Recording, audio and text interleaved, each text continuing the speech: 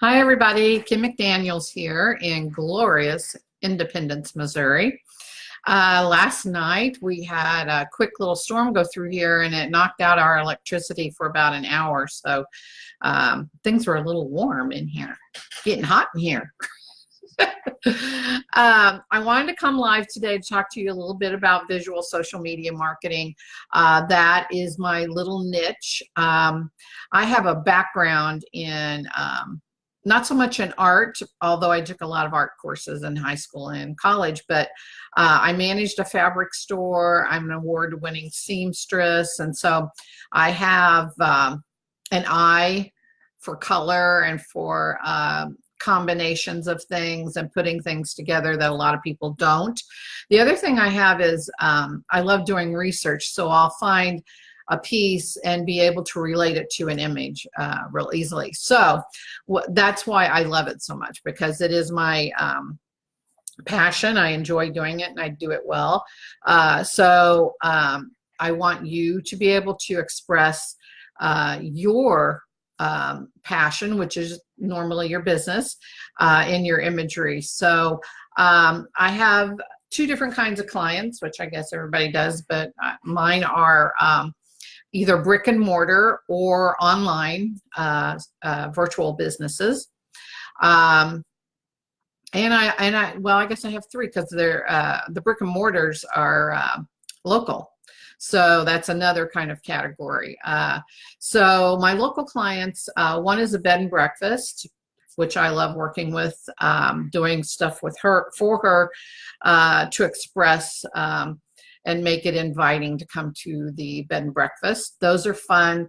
And the bed and breakfast is decorated in different European countries, which is fun for me, because then I can do things, you know, and research about Italy and France and England and those type of things. So those are fun. The other thing, the other brick and mortar that I have is a woman who is an RN, and she does neurofeedback and wellness treatment. I'm not supposed to use that word, treatment, but treatment for people. If you don't know anything about neurofeedback, it is an interesting subject. Let me just say that. So both of those, since they are local businesses, what I encourage, and because they are brick and mortar mainly, I encourage them to do little do pictures around their office, you know, take pictures highlighting a room, let's say at the bed and breakfast, or they have a beautiful outside area, so any outside things that they do, or if they planted some new flowers or something's blooming, or if they have a wedding that weekend, which is nice, make sure you're taking lots of pictures, because I can use those, you know, in all sorts of different ways, you know, either as a promotion or just as information. Like I said, I love doing research and seeing research, and you should too. One of my little hints or tips is to go to Google Alerts and type in something that is about your business, let's say for the bed and breakfast, or for neurofeedback, you know, neurofeedback and sports is one. So you can type that in. It'll give you a list of the most current information, articles, videos, those type of things. And you can go in and find information. And then let's say she also took a picture of her neurofeedback. I guess I don't want to call them offices, but they're like little places where it's a relaxing chair and a TV or monitor and everything. But anyway, so maybe she took a picture of that. So then we have something, we have research to go with the picture, those type of things. So keep that in mind. Use Google Alerts to get your content and your information and your research. That's a really good piece. I used to use another one, but now it's just pay, and I refuse to pay unless I absolutely have to. so that's good for brick and mortars, encouraging them to take as many pictures as possible, send them to me, put them in my Dropbox. I can always use them. Same way with my travel lady, who actually is in Pittsburgh, Pennsylvania. She does European travel. She also does a lot of Disney, but mostly, well, she has other agents that do Disney, but her primary is Europe. So the European stuff is what I love also. And so I can go in and find information, you know, about festivals that are going on in Berlin. I can go find, you know, travel hacks, those type of things, and going and finding the images. She, you know, travels a lot because she's a travel person, a travel agent. And so she'll put a bunch of photos in. We just did a whole month on Greece. So it was mostly using her travel photos that she took when she took her trip to Greece with her husband. Sometimes I don't put anything on the image and use the image, but most of the time I put, you know, some kind of a caption, and then of course her website address and logo. So using her images is great. Otherwise, you know, I go to the free sites that you can use. And another virtual client that I have is psychotherapists, and they're specialized in a couple of different areas, burnout and highly sensitive women. And they're also getting into coaching executives, which is really awesome. They coach executives out of Silicon Valley, even though they are in England, which is kind of interesting. But so that is always fun to do because, you know, I can find information about HSPs, and which is highly sensitive person. And different things like that. So it's great. And then I can go find a nice image, you know, of, you know, and the one that's always used is a woman that's, you know, at the beach or in the woods thinking, you know, those type of things, you know. But what the point to all this is, though, is that you should be able to do that also. So if you're brick and mortar, take pictures. If you are the other side, which are online businesses, there's plenty of images out there to use and research to find, and places, you know, things to use for your social media. The other thing I wanted to talk about was on Facebook. One of the things you need to know is that if you have less than 10,000 followers, you really don't need to post more than once a day. Go into your statistics on your Facebook page, look at the posts and see on the little graph when is the best time to post, when your people are online, when your posts are being reacted to the most. Find out what that time is, and then schedule a post for that time. Like I said, you only need to do one if you have less than 10,000 followers. If you do more per day, Facebook, I call it dinging. They ding you.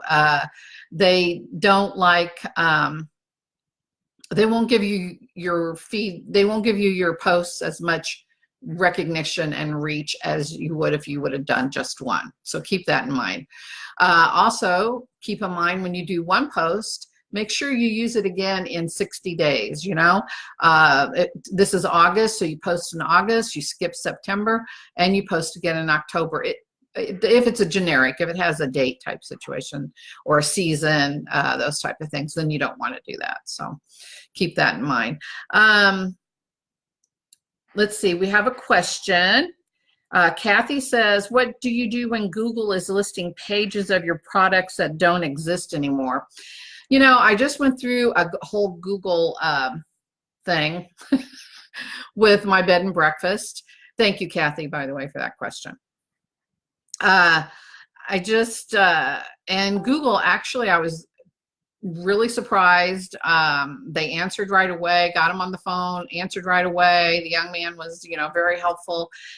So I would say, you know, there's not much you can do, because once they get a hold of that link, they just keep generating it, and it's because of spiders and whatever else, search engine optimization or search engines. Once they get it, they just keep reusing it. I would say give Google a call. I would just give them a call and talk to them. I mean, it's free. They didn't, they'll talk to you about your and hopefully, Kathy, you've claimed your Google listing, your Google business listing. If you haven't, then go to just Google and Google my business, and it'll bring up the information and the website that you need to go to. But claim your listing and do that, and define that listing and make sure all the information is correct in there.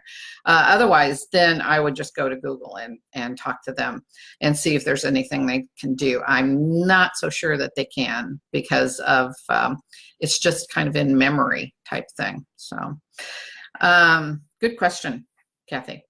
The other thing that I'm having great success with for my clients is Instagram. And I know everybody says Instagram, and yeah, that's what I agree with now. Even for my non-visual, I call them non-visual clients. And so that would be someone like, that's more of a, like my psychotherapists and chiropractors and the neurofeedback.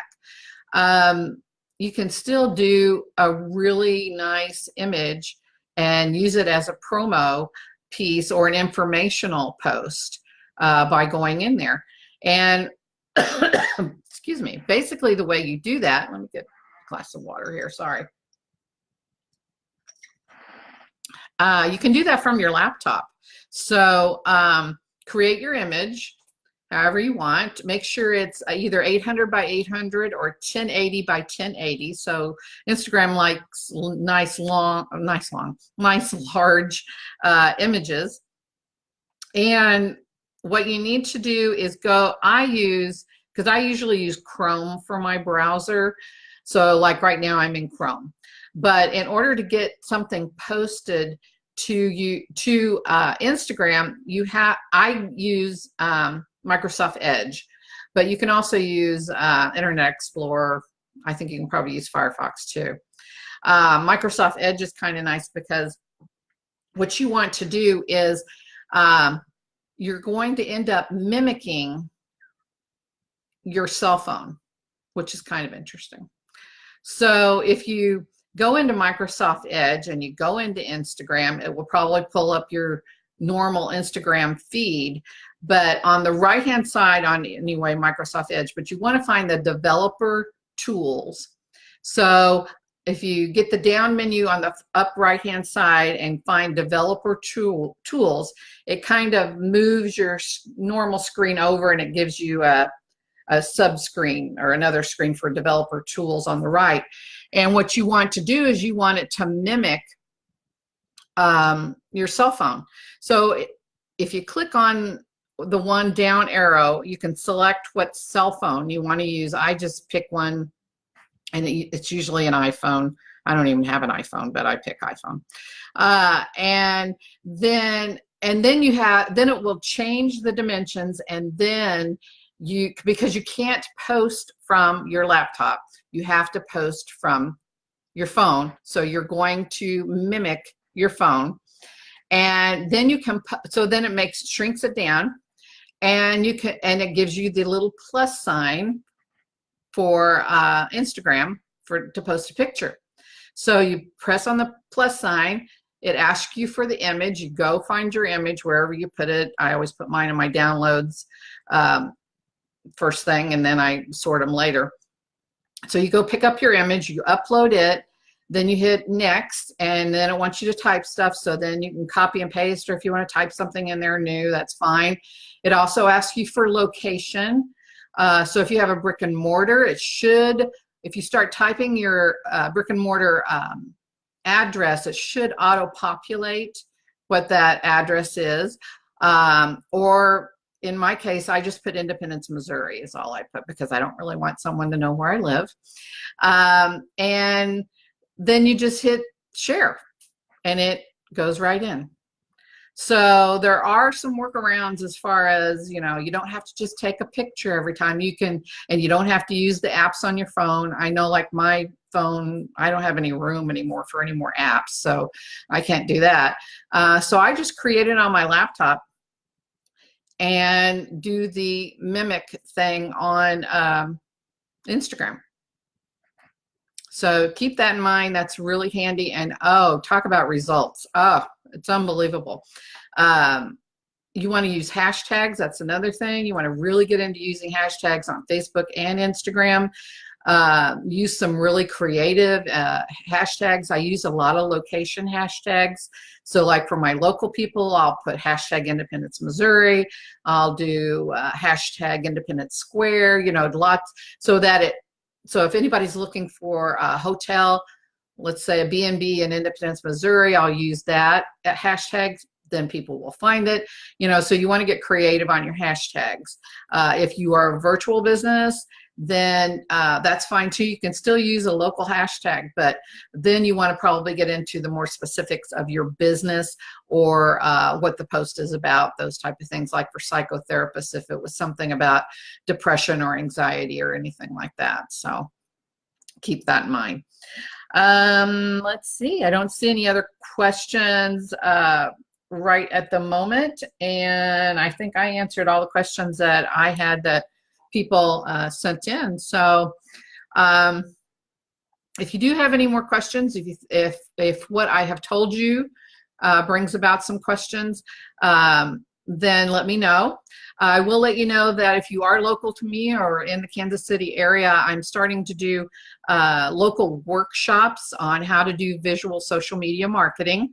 I do them on Saturdays, 4 or 5 hours, those type of things. Teach you how to do it, and you can do it yourself if you'd like. Otherwise, take a look at my website if you'd like to possibly work together. I'd love that. Otherwise, attend one of my workshops. Thanks a lot, everybody. Have a good Tuesday evening. Hope there's no storms tonight.